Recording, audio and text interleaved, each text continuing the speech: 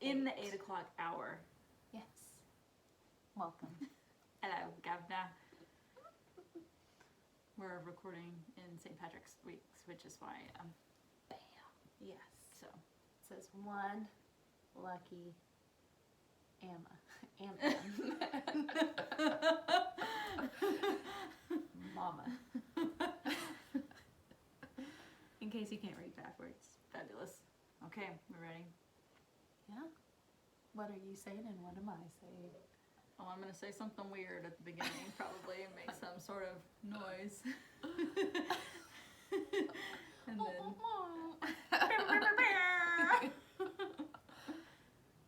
Ready? Are you going to say like the chapter? I'll do this and this, and then you can do Right, you told me this. And here I am going, wait, right here, right where you can't see it? Yes. Okay.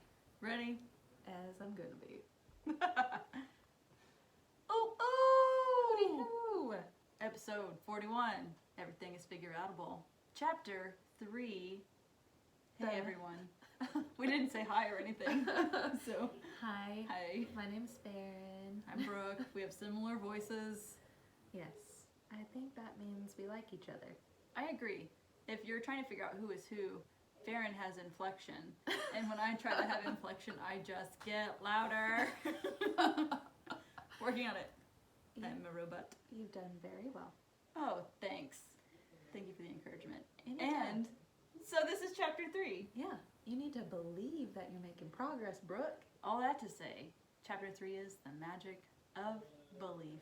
Yes. And the little fun quote that goes with it is from Alice in Wonderland. Alice says, "This is impossible." And the Mad Hatter says, "Only if you believe it is." Good inflection there. I kind of found him like annoyingly like with his points in the different movies and stuff. Like I was entertained, but if I was Alice, I would not find it entertaining. Well, wasn't the person who wrote this tripping on acid? Maybe I made that up. I feel like I heard that. I'm going to say yes. And that whole Wizard of caterpillar Oz. scene. Oh yeah. Who are you? That scared me every time. Yeah. All And that the to cat, say. the cat that disappears and stuff. You know what? I didn't like that movie. I'm just going to say it. It, I guess, scarred me The Queen in of my Hearts childhood. isn't nice either. There are no nice characters except for Alice, Yeah. and she's unsure of herself with, I don't know. I just, I'm trying to remember the plot and the life lesson it taught. she took a nap. She had a really weird dream. She woke up. Her cat's still there. That's. It is like Wizard of Oz. Oh my goodness! She passed out, Except had a instead of dream. cat, it's a dog. Toto. Yeah, it's oh man, it's like Vanilla Ice when he was like, you know what? It's different than Queen. It's not Queen's under pressure. Mine goes dun dun dun dun dun dun dun. So it's yeah. not copyright. Facts. Okay. So this chapter has a lot of really great stories and science about studies they've done where they've assessed people's belief and such.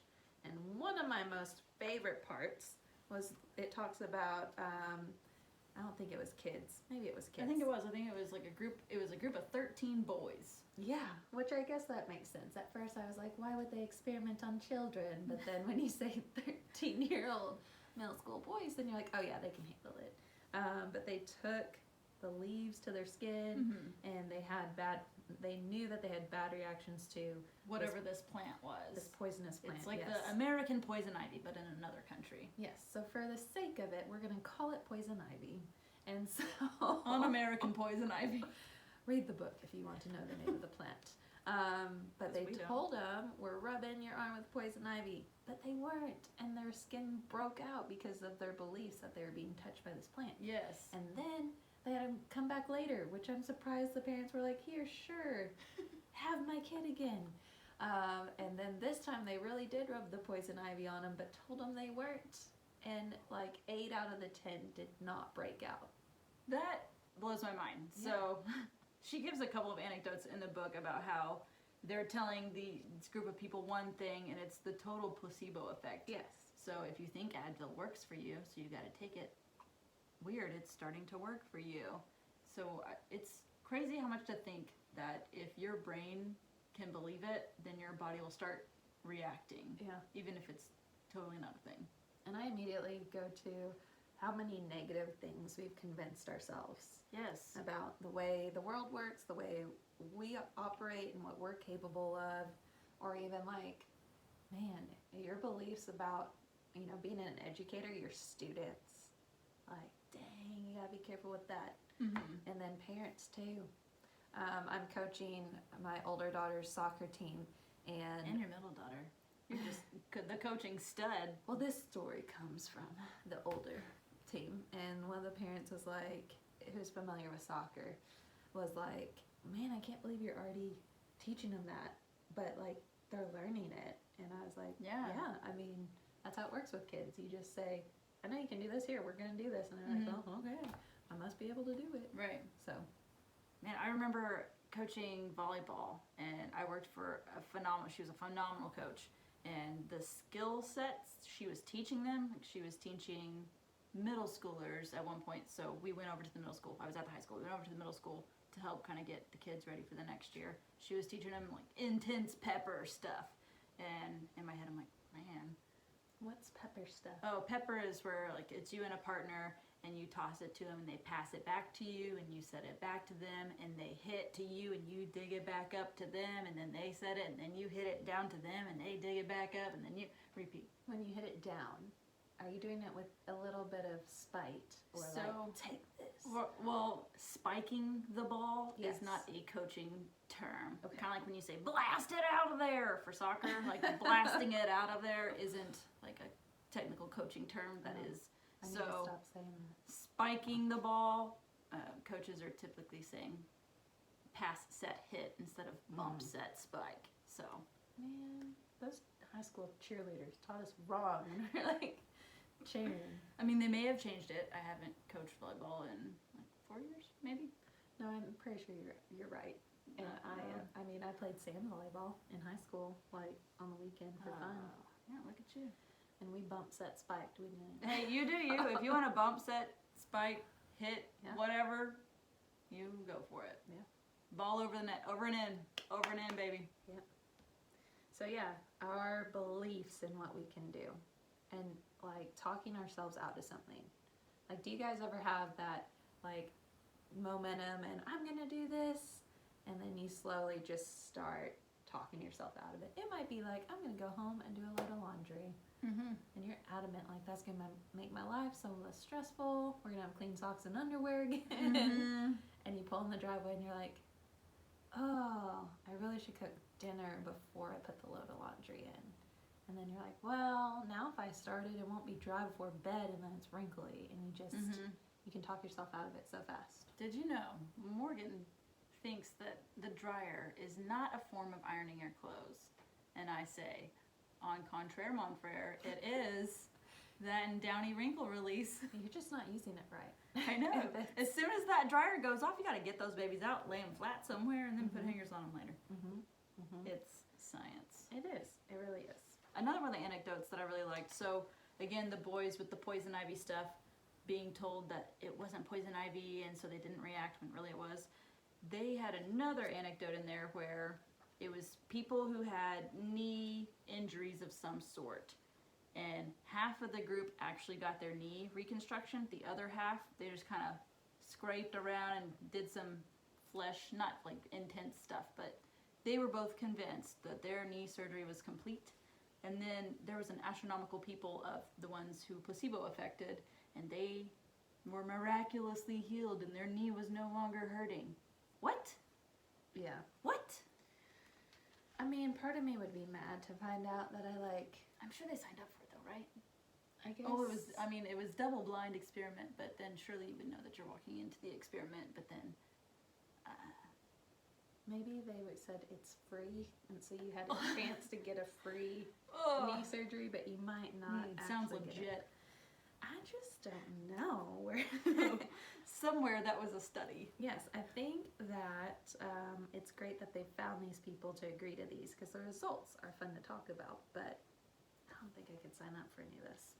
So she talks about Marie, that's Marie Forleo, first name basis like Brene.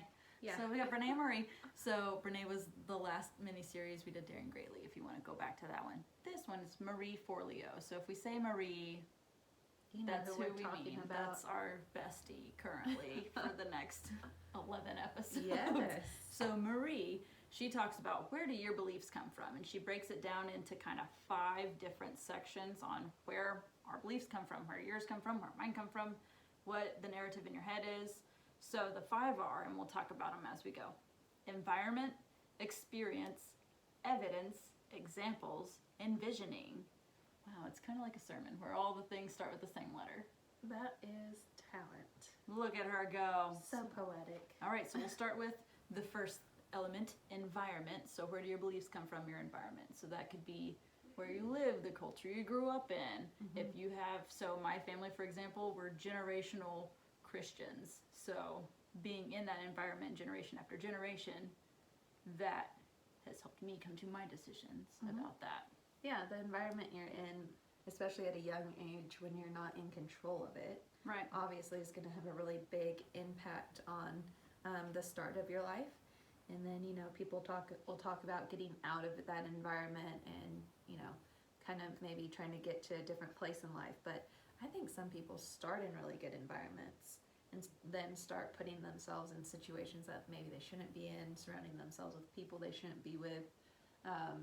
And so even if you started out in life with this, you know, typical good environment, it doesn't mean you're, what's the word? Like it's never going to happen to you. Right.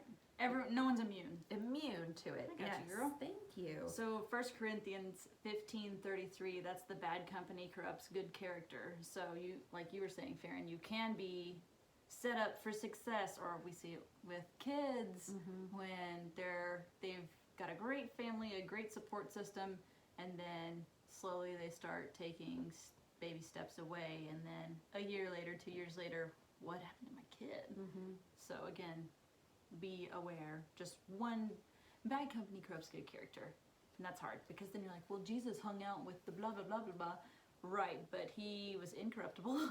And that doesn't mean don't witness to those people. Obviously do that, but there's a difference between sharing the gospel and then partaking in whatever they're doing. There's a difference. And I think the last little piece that's in this section, and we'll probably get into further down the road, is you might need to take a look if you need to change your environment. Yes. So if you feel like you're doing all the right things, but you're not seeing any progress, you might need to stop and evaluate your environment, which has come up in several books. That's been a common theme. Right. So you might have started in a good one, you might have gotten out of not a great environment, and then the last piece is if you're not seeing things fall into place, check your environment. See if you're operating around the right people, because that could be what's holding you back. So a few mini-series ago, we did the 15 invaluable laws of growth, and one of the laws was the law of environment.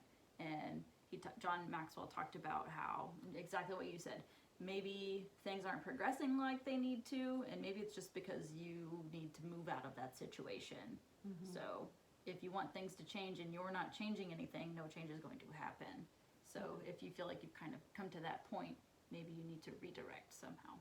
And Trent Shelton talks about this a whole lot too. I love Trent Shelton. Man, if you need another pick-me-up. If you need pep talks, go to his YouTube channel, Trent Shelton. Yeah, and so he talks about how a lot of times the people around you want to almost hold you back, which is very harsh to say, but because if you move on without them, then what's that say about them? Like they got to either choose to rise with you or pull you back so they don't have to, you know, extend themselves. And so, again, sometimes it's the people you love and care the most that are not as supportive as you thought they were going to be.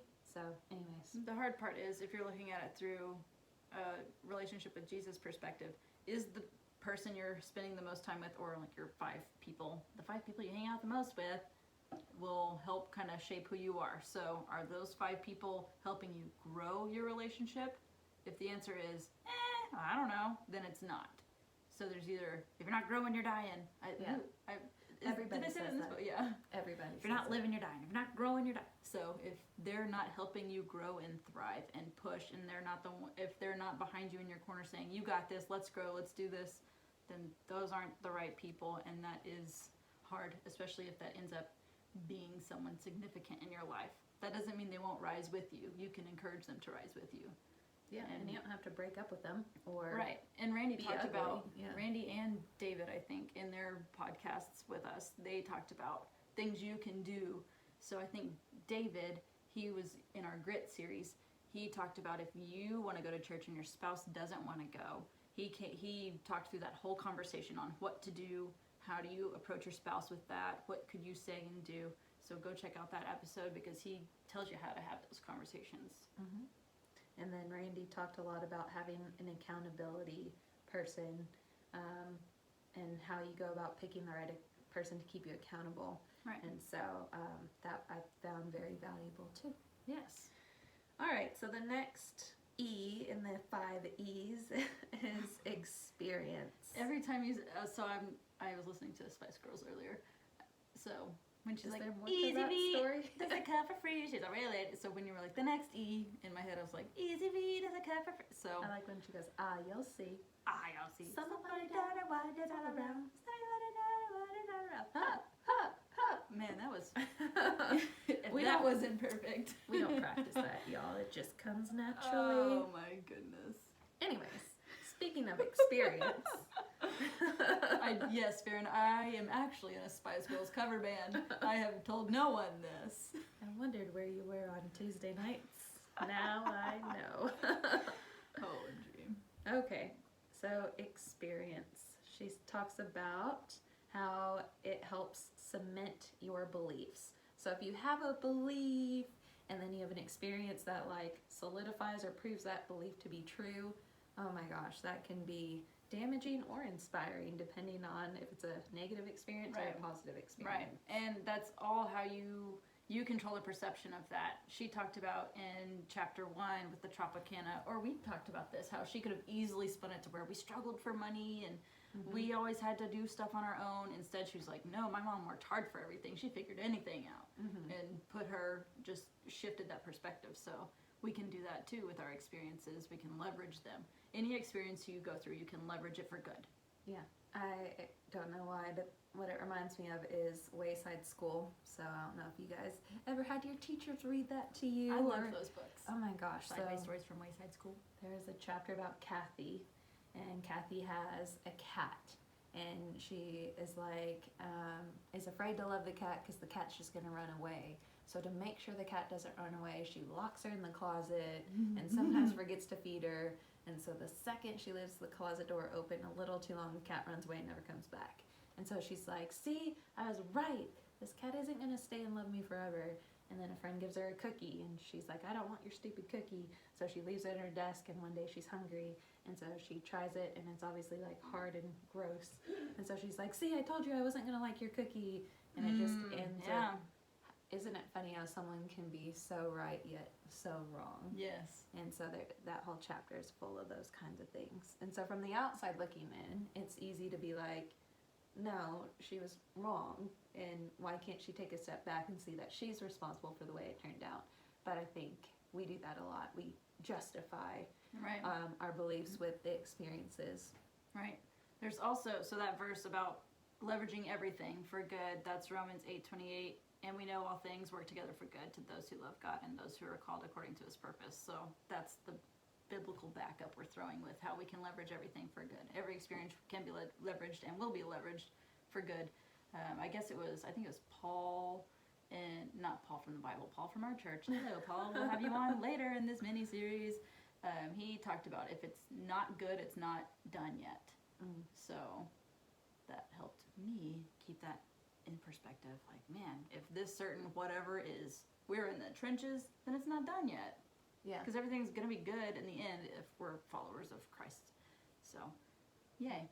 I think it's good for that example too, to have people again on the outside that can look in or give you a different perspective on a situation too. Because it'd be so disappointing to miss out on, an opportunity because of your self-beliefs and experiences. Right. And also, if you're going, well, I don't have a lot of experiences, or I'm newly married, I don't have a lot of marriage experience. Well, you know people who do. So you could actually go seek wise counsel. That's where you can throw that piece in, and you can find people who have experience and good experience they can share with you, or tips, tricks, truths, any of that. give me 2 more T's and you got the 5 T's. And Tic Tacs. Oh, they're never a bad idea. See? There you go. All right, and speaking of which, evidence. Easy V. Evidence. Number 3. You and me. What is that? Michael Jackson. Jackson 5. Yes. A, B, C. Easy as 1, 2, 3. Man, we are sing-songy tonight. I like it. Into it. So evidence. This comes from, she says, authoritative figures that you accept as like the people proclaiming the truths. I remember being in church and they always are like, get out your Bible if you brought your Bible, which I hope you did. Mm-hmm. And so I don't know if someone wrote a letter about that. But for some reason, the pastor that day was like, so we mentioned you bringing your Bible, and we really encourage you to read it because, you know, you're putting your, what am I trying to say? Your faith, your trust. Yes, but like your eternity Mm-hmm. in our hands, or like you could read the Bible yourself. But Yes, like, and learn it for yourself. yes, so putting Mhm. that all in someone else's hands instead Yes. of playing an active role and it being a part of it. So I thought that was really interesting. Yeah. So That's here we have like different, like the media and authoritative figures that we do, but do we ever go and do the research as well? Right. Or are we going to be the ones to like break the mold or prove the statistics wrong and things Right. like that?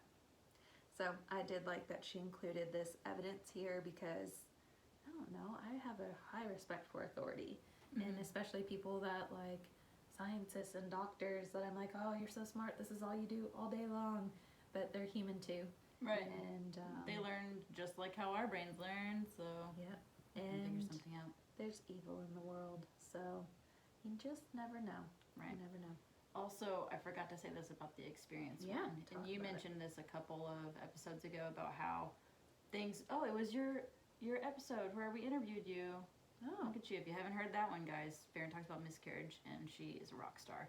So you go, girl. Wow. But you talked about how something that helps you get through it was going back and looking through all the other phases of life when God got you through this thing and God got you through this thing, and you just had time after time after time that you could lean on Mm-hmm. to where you knew, okay, God's got this. Obviously, I don't need to worry about that element of it, so Mhm. moving on, Mm-hmm. kind of thing.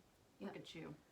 And that could even play for evidence, right? Yeah. Like, man, with the miscarriages, like, didn't know if I was ever going to have another kid statistically or science, medical stuff, and I've had 2. And I feel like you hear those stories all the time, the people that had like a 2% chance of getting pregnant and they stopped trying and thought they might go adopt, and they adopt a baby and find out they're pregnant in the same week and Right. things like that. So Mhm. you can have all the evidence stacked against you and still be the exception. Yeah.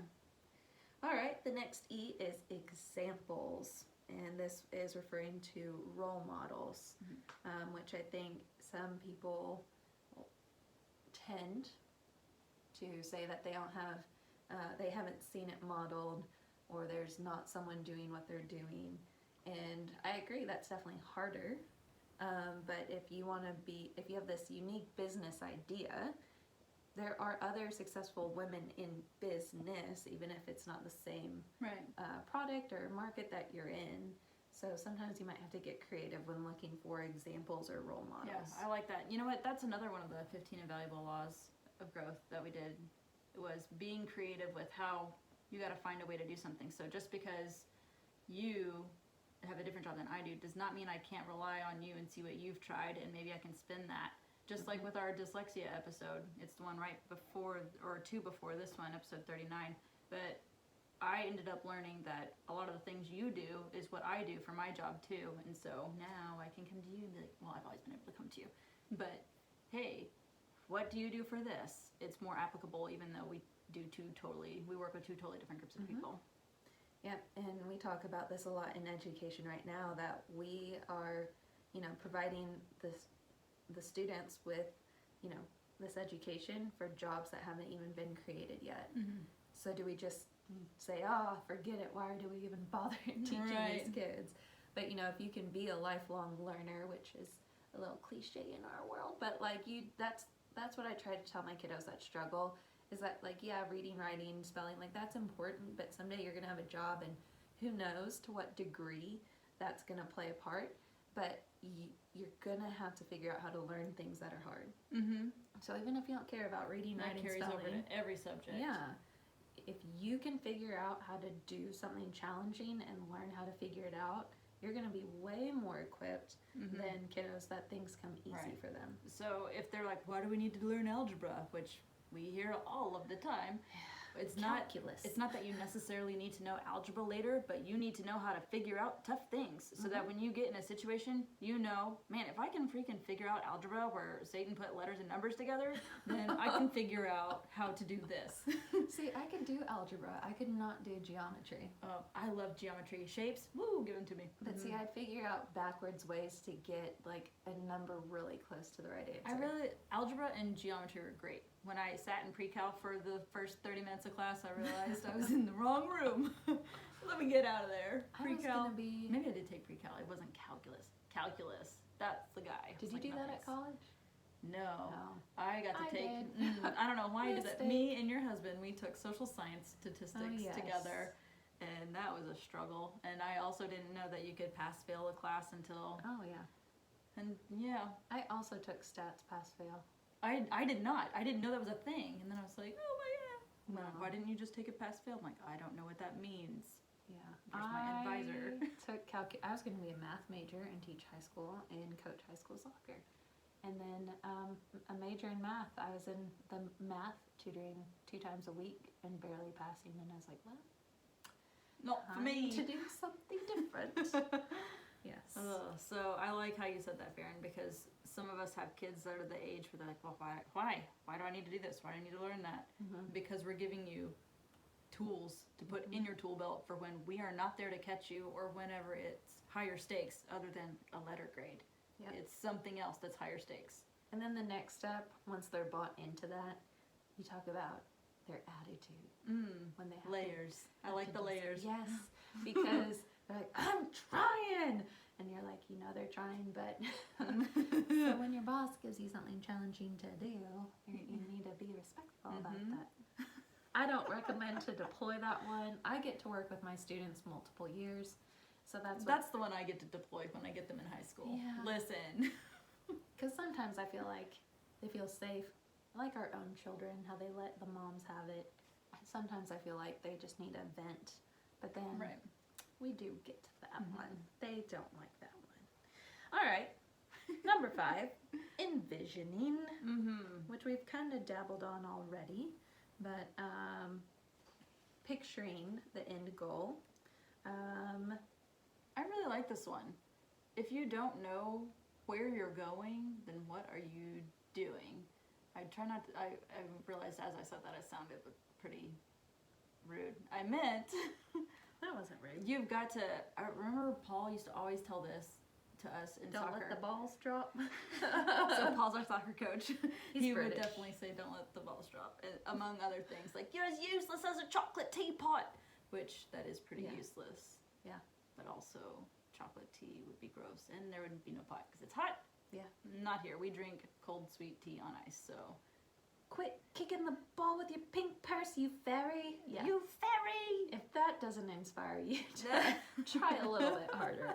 I don't know. Oh my goodness, his one-liners were the best. But he would always tell us, begin with the end in mind. In our very first meeting of every year, we would sit down, we would look at like the road to get to the championship game. And he broke it down like, we've got to do this, this, this, this. And not only did he show us like what the major goal was, he broke it down step by step by step so that we knew what the very next thing we needed to do was. So I thought that was great, and that's something I carried over when I coached the high school children. You know, I wondered who taught me that. It was pull bands. Pull. Shut up. Yes, and I think some people can get stuck in this stage, and she goes into this further in a later chapter, but where you like do so much envisioning and what's the board, the vision board. And planning, and you feel like you're doing all this work, Enneagram 5s. but then you haven't actually done anything. And that's not to say that you don't need to plan and do some research, but just be careful not to be caught in that. And then the other end of the spectrum is thinking this far ahead. You know, you might need someone to help talk you through your end game. Faren was gesturing right in front of her nose for the people who aren't watching. In front on of the my YouTubes. nose, and then near the camera on the tube, the wide tube. Oh my, I don't even know. We'll have to edit that out. Oh man, so Brene Brown also talks about, I think it's in Dare to Lead, what she wrote, how to have conversations with her group of her team, whoever is on her team. They have, I guess, like fight rules in the office. And one of her things is, what does done look like? So if, Faren, you gave me an assignment to do, and I wasn't sure, like, I didn't have all the details, I would ask, what does done look like? Or what is good, and what is your vision for this? And then getting that clarification. So I've started to use that in my workplace. That book is Dare to Lead. And I think that's important, too, as parents, because we tell our kids to do something, and we know what we mean. Oh my goodness. There have been like hindsight things when I'm like, what are you doing? Oh, I see. You literally picked up the book and put it up higher. I meant like away. Yeah. Like when I say clean your room and you push everything to the outside walls, well, what I say is, I want your room so clean that I can see your carpet. Oh. And so then a certain child who comes up often, and I do love her, but she thinks of the other, which is creative, okay? She's a 3, maybe she's cutting the corners. You just push everything to the sides of your room, and then, Mom, look, you can see my carpet. The carpet is one big shelf. But it's even this, Mommy, guess what? You can see my carpet now. Come look. You're already done? Yeah, it was easy. And then you're like, okay. And then you walk in, and then just, you did it wrong. But I can see the carpet. Anyway, so I think that's a good tactic to use as a parent. And then have them say back what you said is always a good thing. Exit ticket. Not as like a controlled thing, but to make sure that you guys are both on the same page. And that's good for any relationship even. Yeah. Me and Morgan use that one a lot. And we've talked about this too multiple times in the podcast about what I'm hearing you say is blah, blah, blah, blah, blah. So if I would have said, hey, I want your room so clean that I can see your carpet, and it said, so what did I say? Move all my stuff out of the way so you can see my carpet. No. I want you to put your dirty clothes in the dirty clothes basket, your books on your shelf, all the things. Right. Because even what she said back to you still wasn't wrong. It wasn't. It just wasn't what you wanted. But because I know her, it would have been a hint. But, yes. Yes. All right, so she goes on and talks about why our beliefs tend to stick. So, to me, this is why she's explaining why beliefs matter, because they're kind of like a habit. Yes. So once you have it, it's really hard to break the belief or the habit. Right, and that could be just a limiting belief you have for yourself or a mindset shift. Like, one of the examples she uses is most of the divorces ended marriage. So whatever that statistically means to you. So anything that's a successful marriage is a fluke, or it just doesn't, that's an outlier. So you've got to think about how your perception can actually, we talked about this, the positivity, it increases positivity if you're going to have a positive perception on things. Yes, and another popular word is adding yet. Yes. So I can't do this yet. I like that one a whole lot.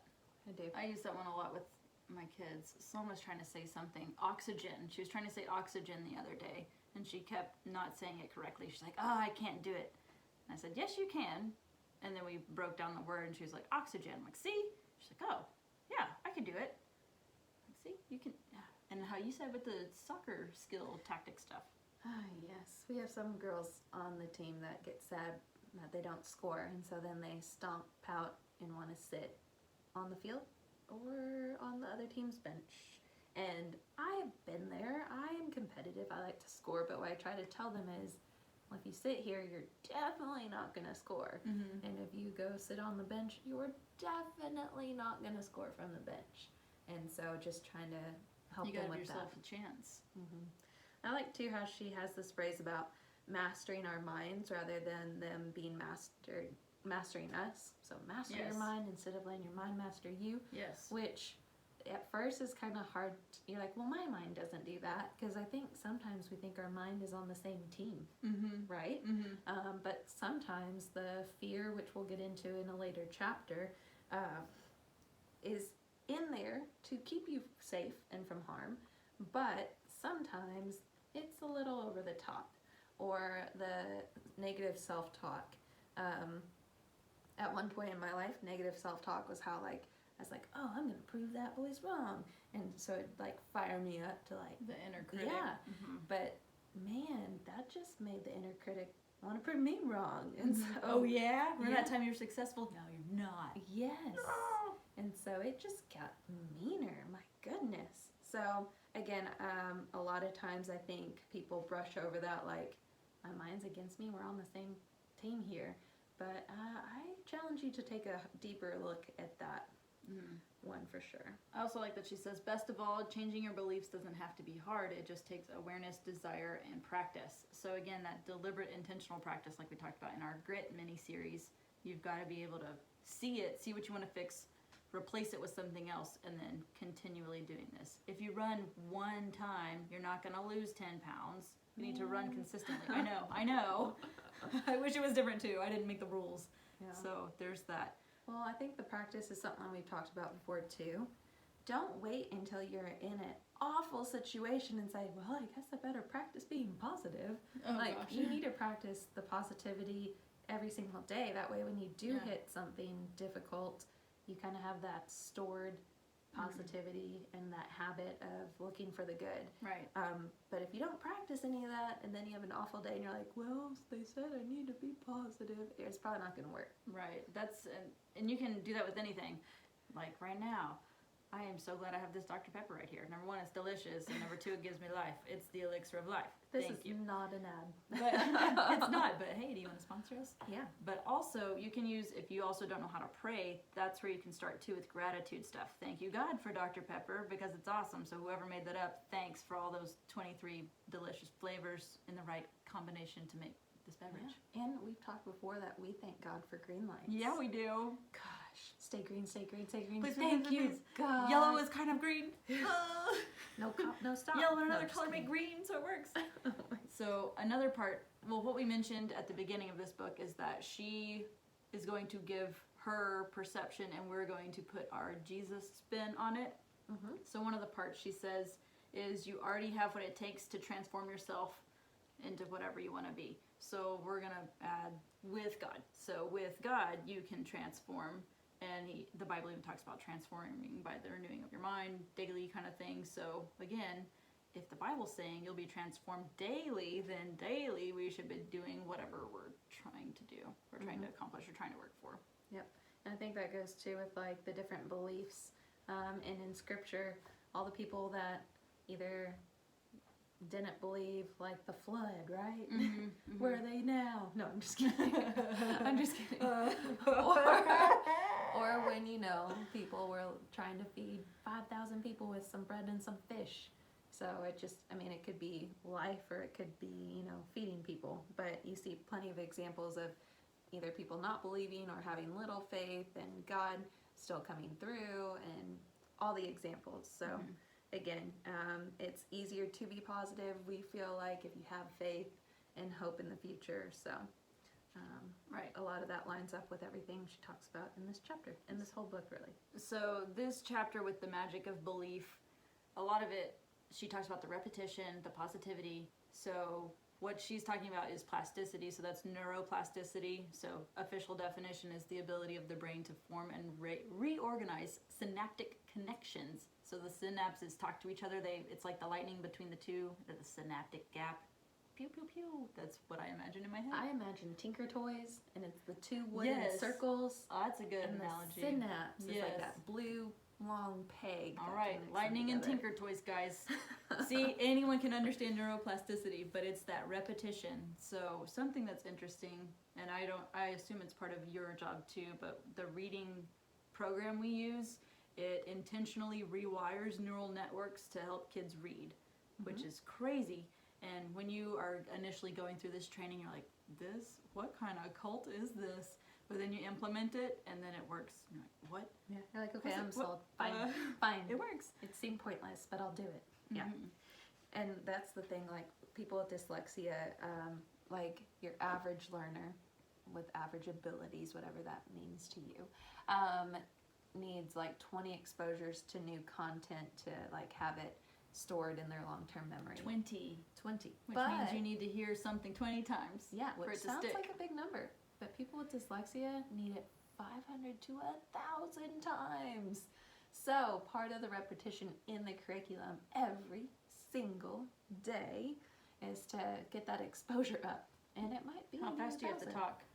Oh, no, but see, Write your name that's on your the paper, other- write your name on your paper, write your name on your paper. No, because some of them, it's a processing speed issue.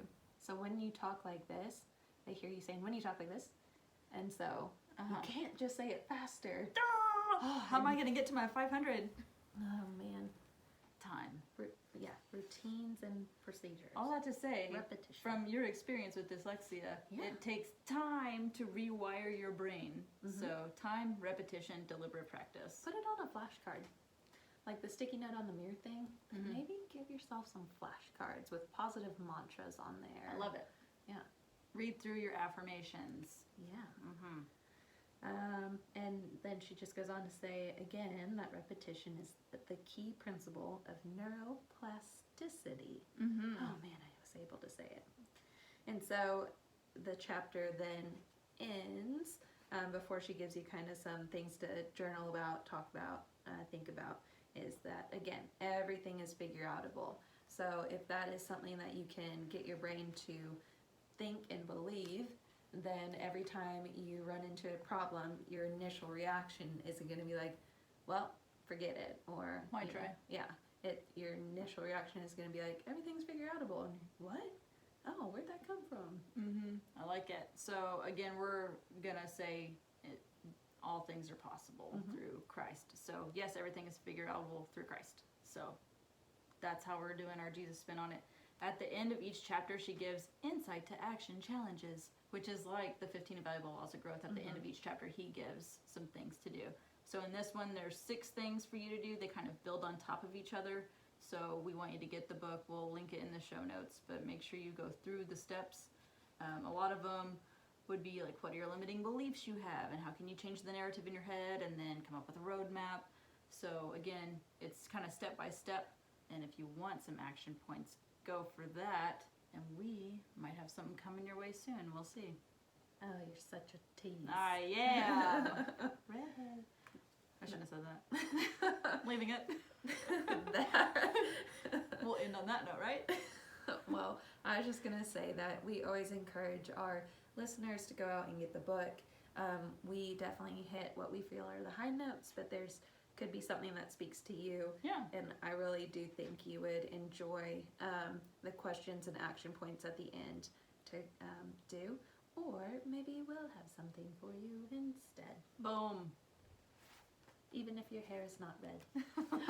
Oh, it rhymes. Rhyming. You rhyme all the time on a dime. I saw it on the sign. Bye. Bye. I got this Wait, one. wait. You got that one. Ding, ding.